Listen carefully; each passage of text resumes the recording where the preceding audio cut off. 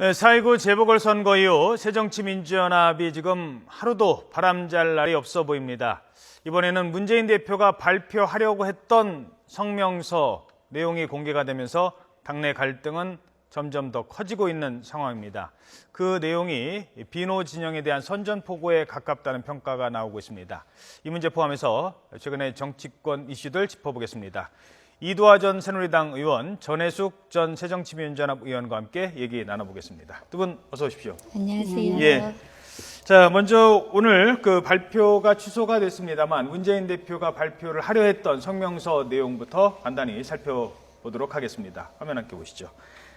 지도부를 무력화시켜서 기득권을 유지하려 하거나 공천 지분 확보를 위한 사심이 있다면 이 최근의 그 개혁 요구, 이런 사퇴론 이런 걸 절대 받아들이지 않을 것이다 라고 얘기했습니다.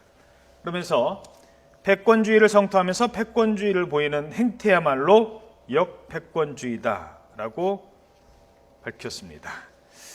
자, 지금의 당내 갈등, 새정치민주연합에 계시는 분이니까 어떻게 보십니까? 지금 저 말씀 나온 걸 보면요. 문재인 대표께서 이제 비노 쪽에서 아무래도 이 공천 때문에 흔들고 있지 않나 이렇게 보는 것 같아요.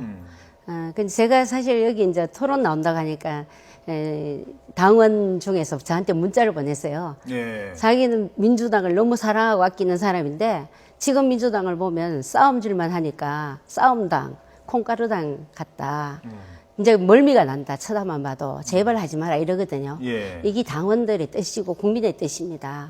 그래서 저는 이제는 제가 그 문재인 대표가 당내 문제를 자꾸 언급하는 건 맞지 않다 이렇게 보고요. 대여 포문을 열고 정말 여당의 문제점이 많은 것을 말씀하셔야 되지. 대표께서 저 이야기를 하시는 순간 또다시 점화가 되거든요. 그걸 좀 수습을 하시는 게 좀 맞다 이렇게 생각합니다. 예. 뭐 다른 당 얘기입니다만 또 좀 더 객관적으로 볼 수 있잖아요. 어떻게 보십니까? 지금의 새정치연합 상황은. 저도 전문을 구해서 한번 읽어봤는데요. 문재인 대표가 원래 발표하려고 했던 부분 밤새워서 뭐 본인이 이거를 정리를 하고 이랬다고 하는데 정말 좀 깜짝 놀란 게 기본적으로 가정법이 있기는 합니다만 개파가 있다는 걸 확실히 인정하고 분열이 돼 있다는 그 당의 현실에 대해서 그 친노와 비노가 존재한다는 거를 당 대표가 인정을 하고 있고 또 그 첨예한 대립 사항이 공천권과 관련돼 있다는 걸 인정하니까 너무나 그 정치권의 민낯을 보이는 게 아닌가 해서 여당이긴 하지만 제가 소속돼 있는 당은 여당이고 새누리당이긴 하지만 같은 정치권으로서 좀 낯이 뜨거워지는 부분이 있는 것 같습니다. 그래서 과연 이런 상태에서 그 새정치민주연합이 내년 총선을 이 지도부로 치를 수 있는 건가? 그리고 좀 더 이게 정책이나 어떤 여러 가지 다른 사항에 대한 국민을 상대로 국민을 설득하고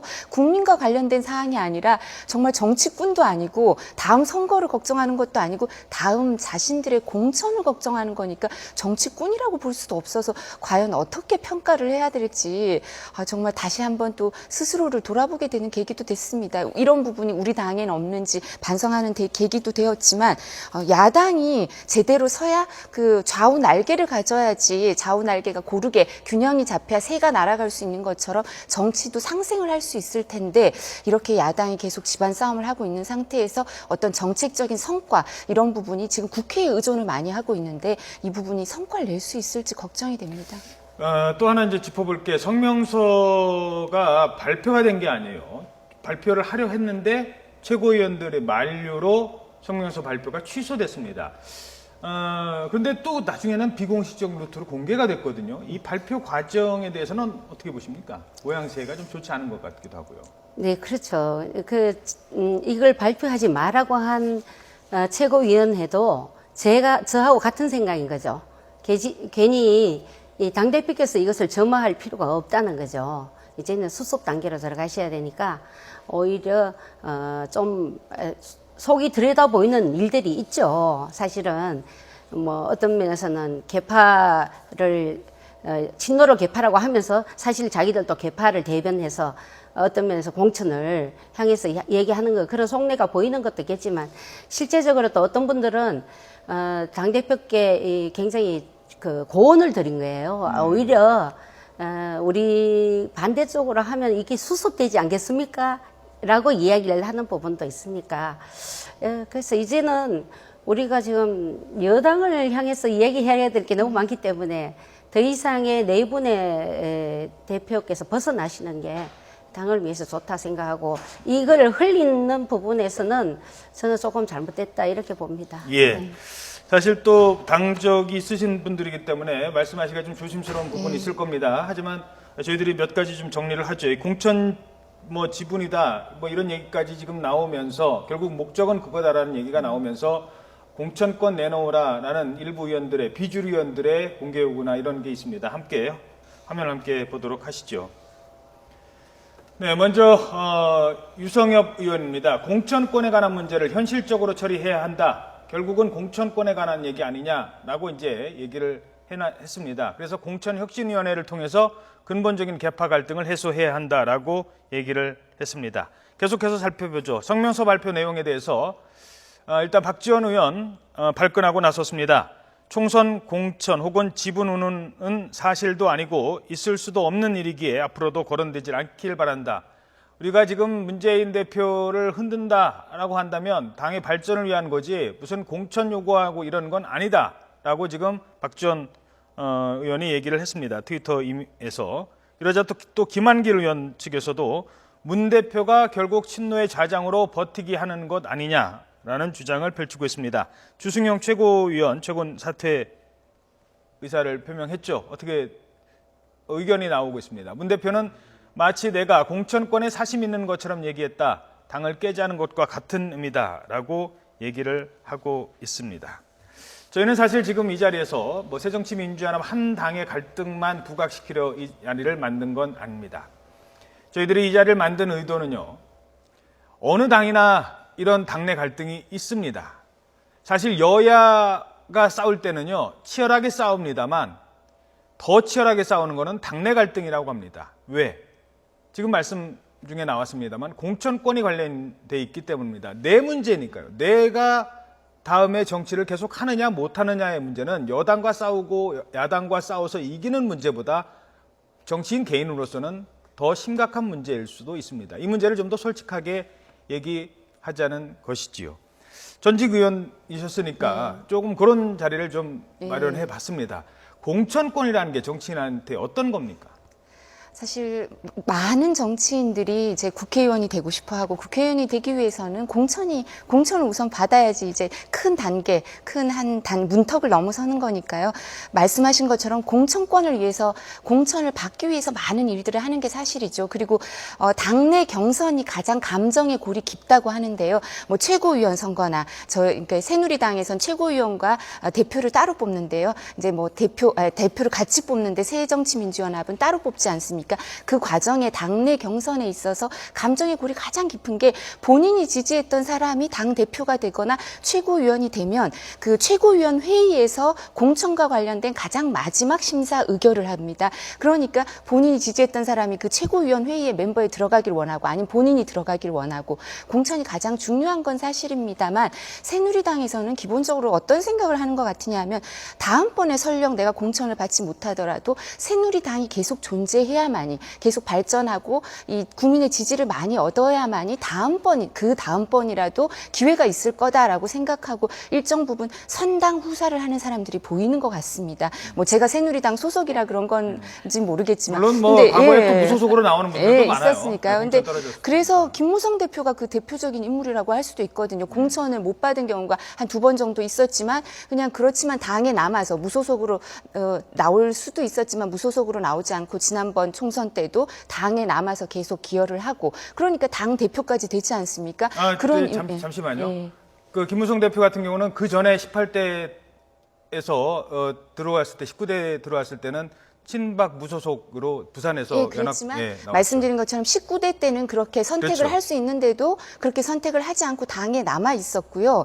당에 남아서 뭐 총괄 선거 본부장도 하고 그리고 지금 당 대표까지 된 모습을 보여줬거든요. 그렇기 때문에 새누리당 소속 당원들은 한 번에 내가 희생이 있다 하더라도 저런 모습으로 살아남을 수 있구나. 당이 계속 살아남아야 되는구나. 이런 생각을 좀 하는 것 같은데 새정치민주연합을 보면 그게 아니라 좀 더 본인의 문제가 더 큰 거 아닌가 아닌가. 그래서 뭐 아까 말씀드린 것처럼 정치꾼은 다음 선거를 생각하고 정치가는 다음 세대를 생각한다 그러는데 저희 뭐 정치인들이 다 다음 세대까지 걱정하면서 훌륭한 모습을 보이는 건 아니지만 예, 이렇게 좀 알겠습니다. 지나친 거 아닌가 싶습니다. 근데 예, 제가 뭐 말씀하시는 거에 대해서 네. 반론은 하지 않겠습니다만 저희들은 그 상대당 얘기를 하기보다는 당의 솔직한 얘기를 좀 듣고 네. 싶었던 점을 말씀을 좀 드리겠습니다.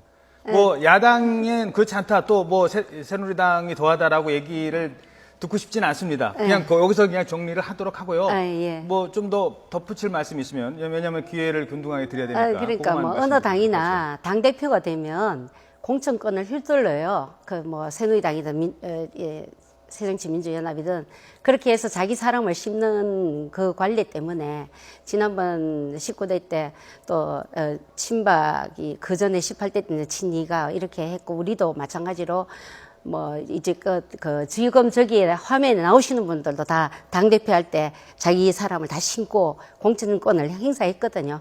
근데 지금 현재 당에 원혜영 공천혁신 특별위원장이 있습니다.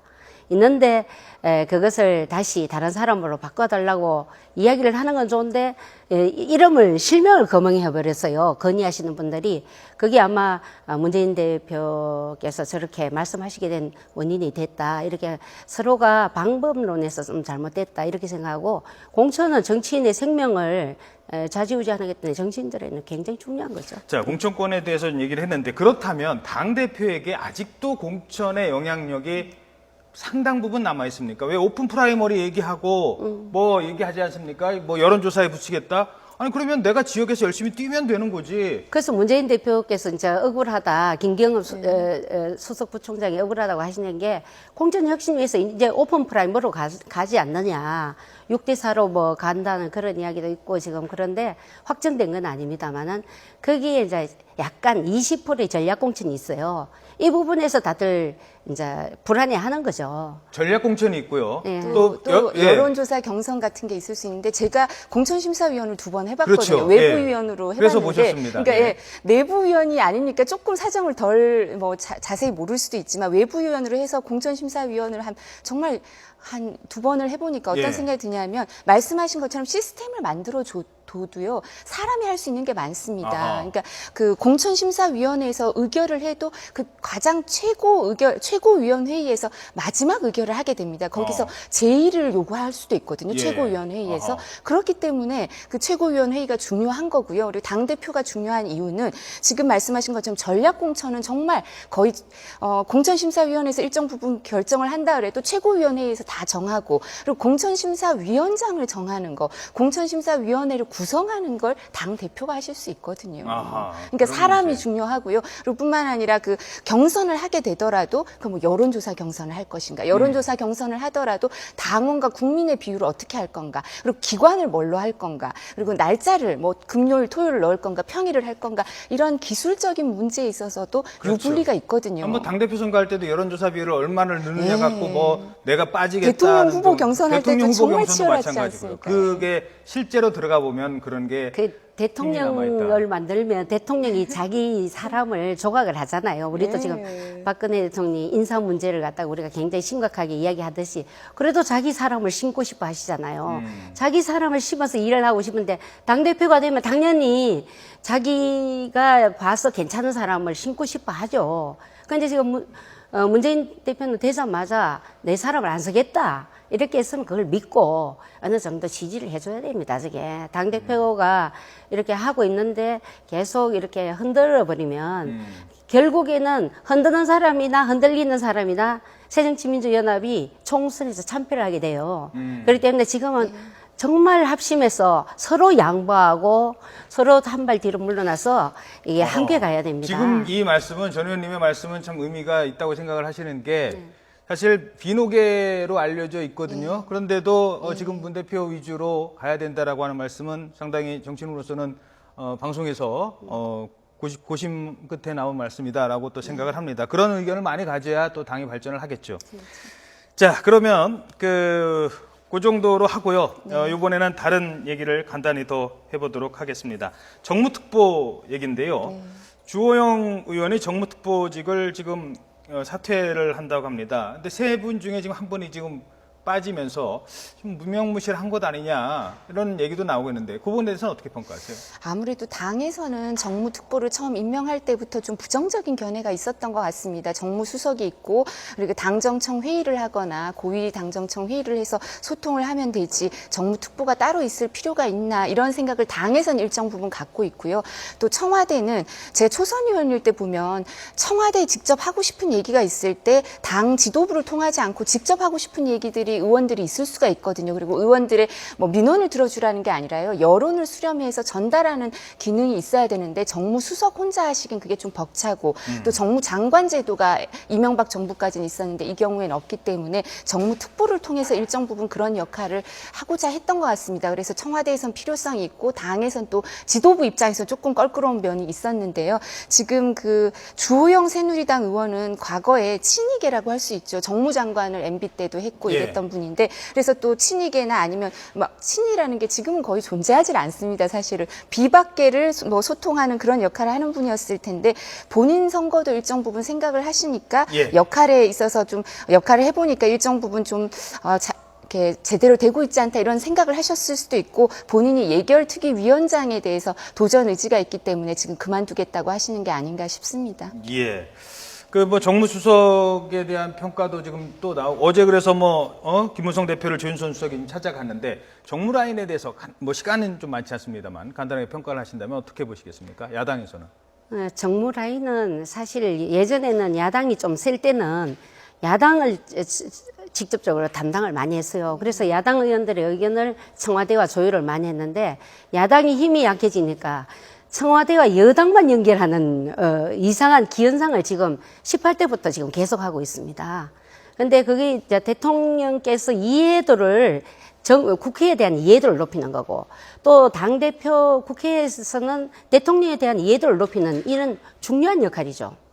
예, 알겠습니다. 자, 시간 관계상 오늘 더 듣고 싶은데요. 여기까지만 듣도록 하겠습니다. 지금까지 이두화 전 새누리당 의원 그리고 전해숙 전 새정치민주연합 의원이었습니다. 두 분 고맙습니다.